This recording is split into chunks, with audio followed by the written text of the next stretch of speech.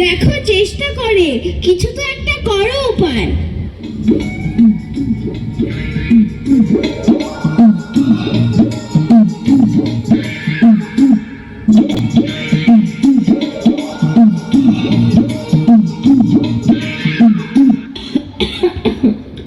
এত কিছু আমি যদি একটা সুযোগ পেতাম দেখিয়ে দিতাম। একটা ছোট্ট জিনিসের জন্য এত খরচ করে? সত্যি ভাই, কে জানে। এখন একবার চেষ্টা করে যাও, যাও মহারাজের কাছে যাও। বলে ভালো আছো কিসের অপেক্ষায়? বলছি, ধুলো যদি পা না রাখেন তাহলে কেমন হয়? এ আবার কেমন কথা? শুনলে লাগে ভয়। মহারাজ, আপনি যদি ঘরে থাকেন বন্ধ। আহা, সাধু সাধু, কথাটা বেশ নয় মন্দ। থামো, তোমরা আমাকে ঘরে বন্দি করতে চাও? চর্মকারকে ডাকো, সারা রাজ্য চামড়াকে ঢেকে দাও। যাও যাও, শীঘ্র যাও, খবর দাও।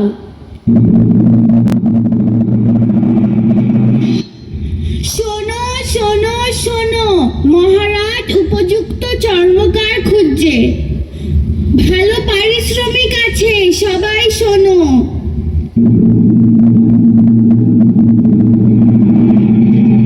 একটু ধুলোর জন্য কত হচ্ছে অপচয়।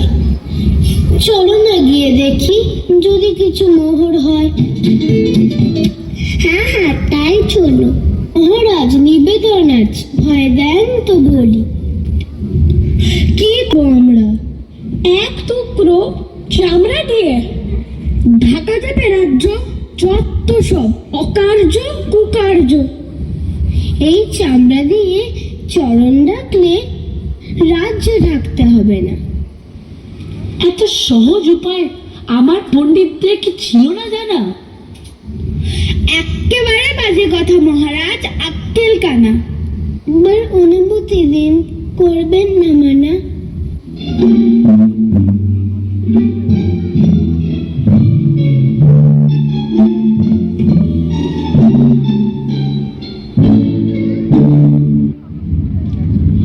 বেশ বেশ কি আনন্দ, কি আনন্দ।